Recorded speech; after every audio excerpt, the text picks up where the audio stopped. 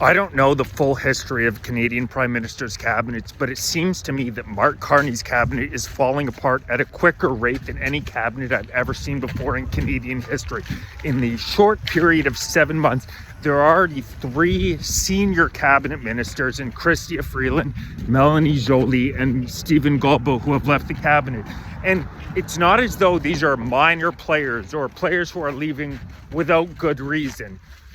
Freeland signed $1 billion deal to have 3 ferries built in China. She has a very nefarious relationship with the Ukrainian government. She's over meeting with Zelensky right now.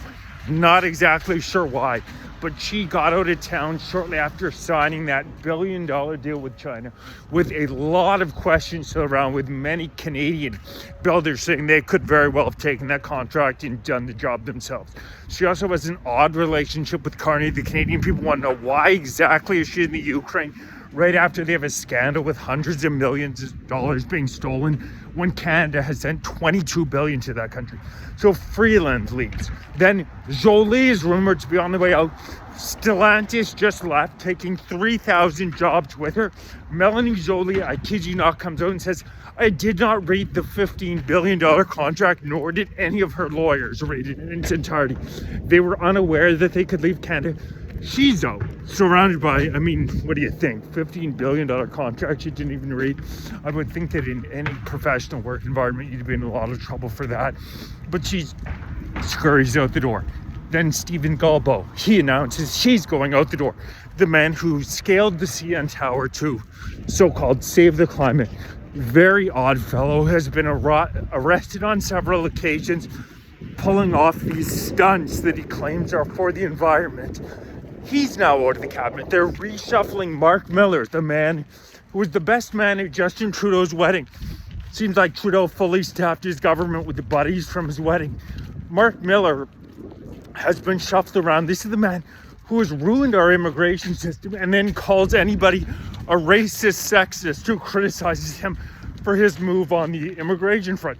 He gets shuffled around, and it just seems to me that in such a short period of time, Mark Carney has only spent a total of 12 days in the House of Commons. A total of 12 days in the House of Commons. He's been Prime Minister for 7 months already. He's grifting like crazy. Brookfield Asset Management is up something like 45% at the same time as the Canadian economy has shed $85 billion in value. He's grifting like crazy. He's already signed 42 separate contracts between the government of Canada and Brookfield Asset Management. He's looking out clearly. He's not even trying to hide it. He's looking out for his own personal private business interests, using his position as Prime Minister to stand out representing Canada and blatantly run afoul of the Conflict of Interest Act when he explicitly talks about companies that he has an investment in in his position as Prime Minister, as he has on numerous occasions. One company, GE Hitachi, for example, being one we know he has a financial interest in, and he's just up on the dais saying that company up on him. Has there ever been a cabinet that has fallen apart so quickly? 4 senior cabinet ministers, 3 of them leaving, 1 of them getting shuffled, and this man has been Prime Minister for less than 8 months. I don't think we've ever seen as corrupt a group of people as we see right now in the Canadian Parliament.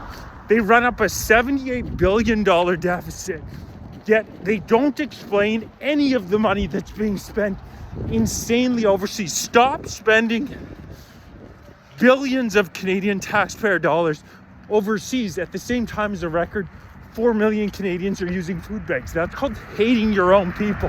When you continue to spend hundreds of millions of dollars in the Middle East, billions of dollars in the Ukraine, at the same time as the standard of living in Canada is dropping precipitously, and because Canadians don't make the same type of noise as they do in the UK, as they do in Australia, I think that, to be honest with you, a lot of these senior cabinet officials feel as though they have carte blanche to do whatever the hell they want because nobody's going to go after them. Do you think that Carney didn't look at Trudeau's time as Prime Minister, whether it's We Charity, SNC Lavalin, the Arrive Can scam, Great Points Academy. You don't think that Carney looked and saw it, all the grift that was going on with Trudeau, all the theft from the Canadian taxpayer, his net worth somehow magically going from approximately $8 million to in the hundreds of millions of dollars once his time was Prime Minister was done? You don't think that Mark Carney looked at how Trudeau treated the Canadian taxpayer and the Canadian people and is just doing the exact same thing? He's thinking the RCMP never went after Trudeau, and he was just blatant out in the air. Corrupt, I'm going to do the exact same thing, because that's my read on it. Carney is not worried whatsoever that the RCMP would ever go after him. He's buddy chuckling it up with the RCMP, matter of fact. But do we not have anybody in Canada who prosecutes these laws? I've read through the Conflict of Interest Act. It is explicitly stated that it is illegal for a public office holder to use his position in order to promote his private business interests. But that's exactly what Mark Carney does on a daily basis.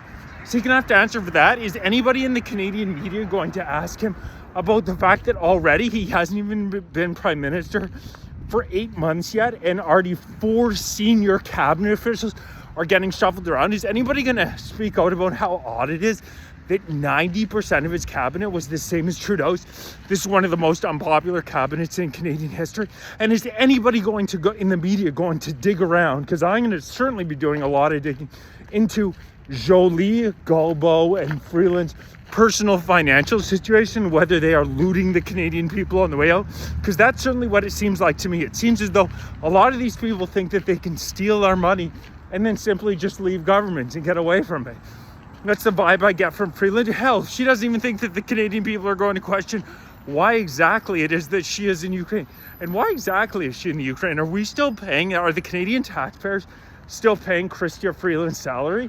Is she there in some sort of an official capacity with the Canadian government, or is she just there on her own as a friend of Vladimir Zelensky, who, by the way, just found out a couple of the officials who were in the picture with Freeland are actually under suspicion of stealing hundreds of millions of dollars in energy costs from the Ukrainian people who allegedly need it. And has taken himself, I'm sure that of the 22 billion Canadian taxpayer dollars that went over to the Ukraine, a sizable portion of that money has been absolutely wasted. So yeah, little history lesson for everybody. Just wondering, has anybody ever seen a cabinet fall apart as quickly as Mark Carney's blatantly obviously is? And second of all, let's see somebody at CBC, somebody at CTV. Let's do a little digging, do a little financial investigating, and figure out what the hell is going on with the Canadian taxpayer dollars. Please like, share, subscribe, join, become a member, donate, grab some gear. Really appreciate everybody's support. More info on the Fight for Canada party coming soon.